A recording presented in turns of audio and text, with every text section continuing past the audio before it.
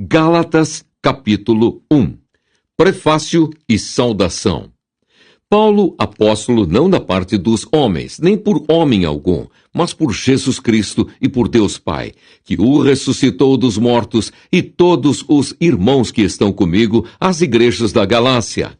Graça e paz da parte de Deus Pai e da de nosso Senhor Jesus Cristo, o qual se deu a si mesmo por nossos pecados, para nos livrar do presente século mau, segundo a vontade de Deus, nosso Pai, ao qual glória para todo o sempre. Amém.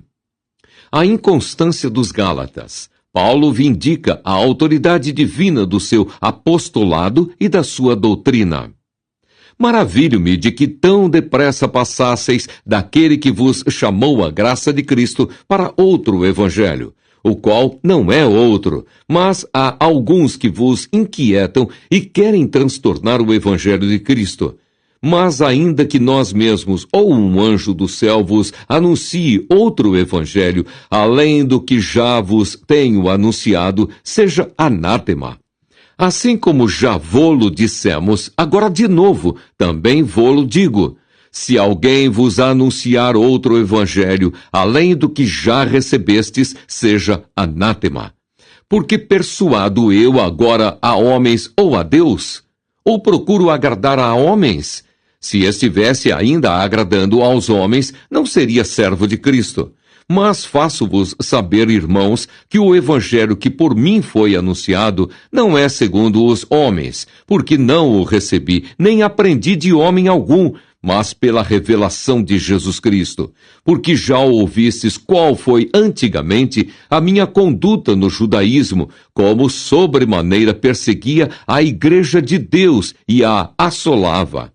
E na minha nação excedia em judaísmo a muitos da minha idade, sendo extremamente zeloso das tradições de meus pais. Mas, quando aprouve a Deus, que desde o ventre de minha mãe me separou e me chamou pela sua graça, revelar seu Filho em mim para que o pregasse entre os gentios, não consultei carne nem sangue, nem tornei a Jerusalém a ter com os que já antes de mim eram apóstolos, mas parti para a Arábia e voltei outra vez a Damasco. Depois, passados 3 anos, fui a Jerusalém para ver a Pedro e fiquei com ele 15 dias. E não vi a nenhum outro dos apóstolos, senão a Tiago, irmão do Senhor. Ora, acerca do que vos escrevo, eis que diante de Deus testifico que não minto. Depois fui para as partes da Síria e da Cilícia, e não era conhecido de vista das igrejas da Judéia que estavam em Cristo, mas somente tinham ouvido dizer: aquele que já nos perseguiu anuncia agora a fé que antes destruía, e glorificavam a Deus a respeito de mim. Gálatas, capítulo 2. Depois, passados 14 anos, subi outra vez a Jerusalém com Barnabé, levando também comigo Tito. E subi por uma revelação e lhes expus o evangelho que prego entre os gentios e particularmente aos que estavam em estima, para que de maneira alguma não corresse ou não tivesse corrido em vão. Mas nem ainda Tito, que estava comigo, sendo grego, foi constrangido a circuncidar-se. E isso por causa dos falsos irmãos, que se tinham entremetido e secretamente entraram a espiar a nossa liberdade que temos em Cristo Jesus para nos porem em servidão, aos quais nem ainda por 1 hora cedemos com sujeição para que a verdade do Evangelho permanecesse entre vós. E quanto àqueles que pareciam ser alguma coisa, quais tenham sido noutro tempo, não se me dá. Deus não aceita a aparência do homem. Esses, digo, que pareciam ser alguma coisa, nada me comunicaram. Antes, pelo contrário, quando viram que o evangelho da incircuncisão me estava confiado, como a Pedro o da circuncisão, porque aquele que operou eficazmente em Pedro para o apostolado da circuncisão, esse operou também em mim, com eficácia para com os gentios.